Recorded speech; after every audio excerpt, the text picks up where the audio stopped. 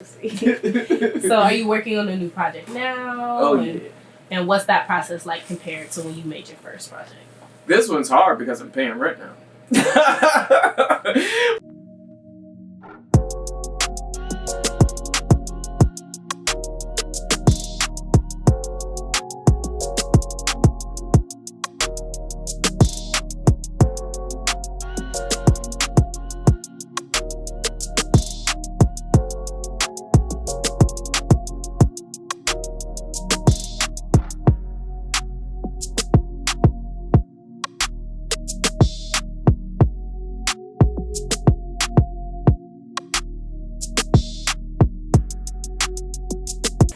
To begin the interview, Justo, thank you for sitting down with Toy today.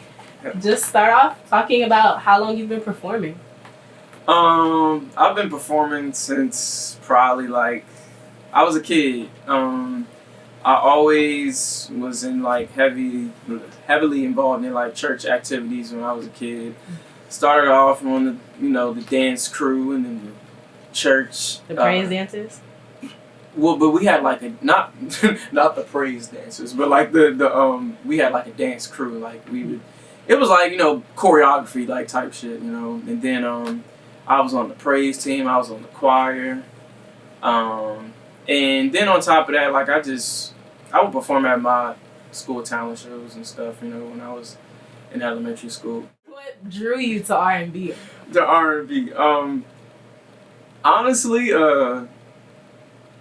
my mom, my brother, my dad, my family, like, because one thing I do have to admit, like, the radio helped raise my taste in music, so just being at different events and everything with my family and just those certain songs that were just, like, staple pieces to, like, my childhood, like, listening to, Brandy. My mom always played a lot of Eric Benet and Maxwell and Lauryn Hill and stuff, So like, and then my dad played like all the oldies but goodies and stuff, the OJs and the Temptations. And my brother catered to like the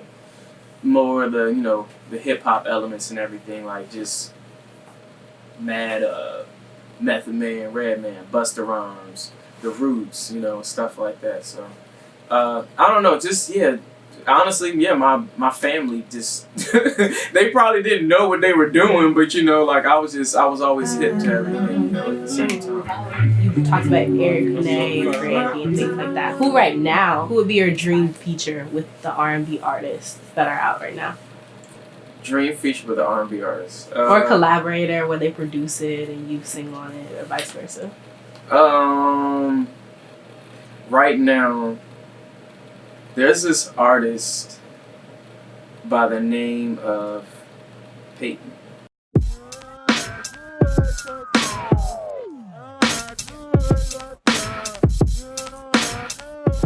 And she's really, really dope. She's from out of Texas, I think. And I got hip to her through SoundCloud.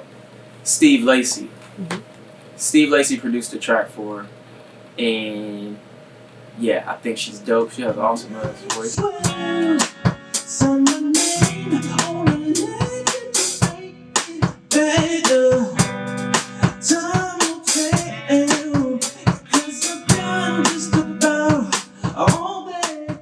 our interview, but R&B is really minimalist now. So what do you think of that? Like, do you like the way it's moving? You see yourself joining the wave?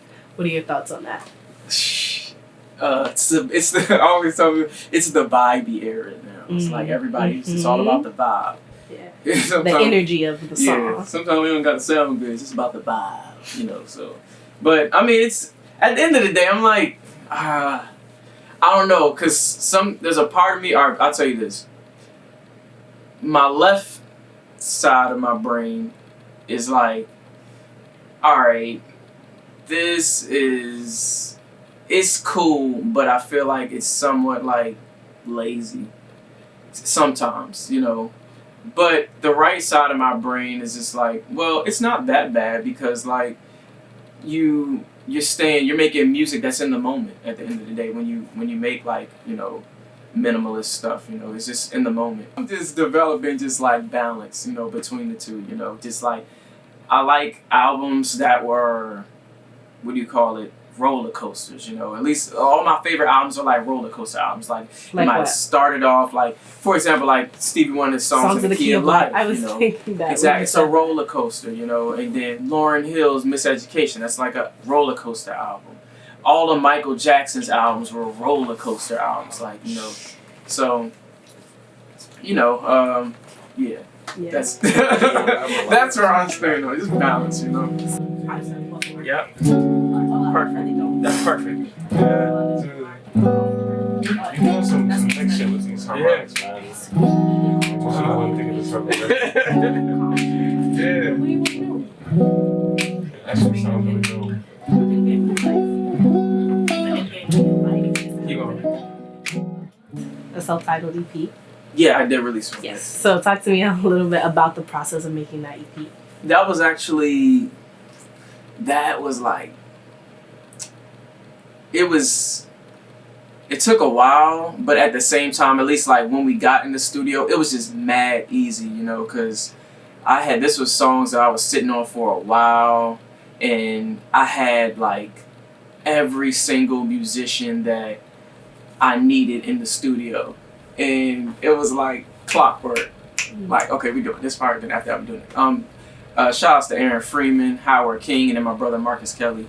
My brother on the drums, Aaron played keys and did the bass and some guitar parts, and then Howard played the keys on my first EP.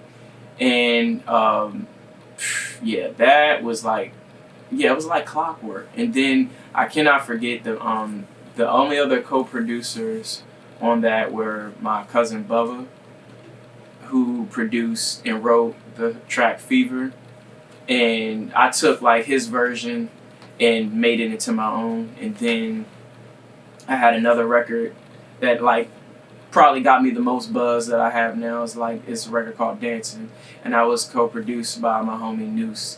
And that was a song that if anything, that might have been like maybe the hardest song to really capture, because that was a song that I had slept on for a while, and he had like begged me like, bro, please, let's do this over. And I'm like, I don't want to do that song over, because I wrote that while I was like in college, and it just seemed just like, you know, some cliche shit, you know.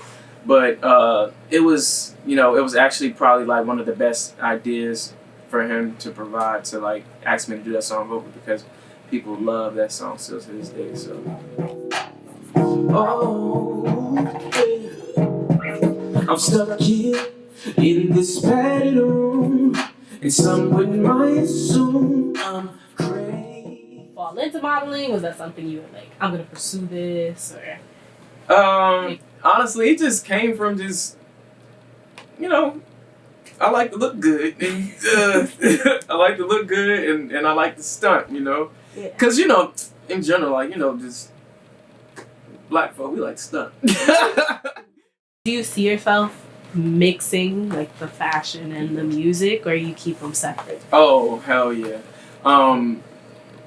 Me and Space are actually in the works of like some great shit. Like, I'm not gonna say much now, but like, just know, like, be on the lookout. It's gonna be some shit that like you're not gonna forget. Like, it's one of a kind type stuff.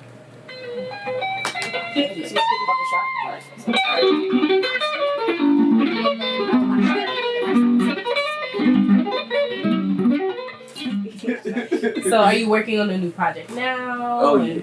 And what's that process like compared to when you made your first project?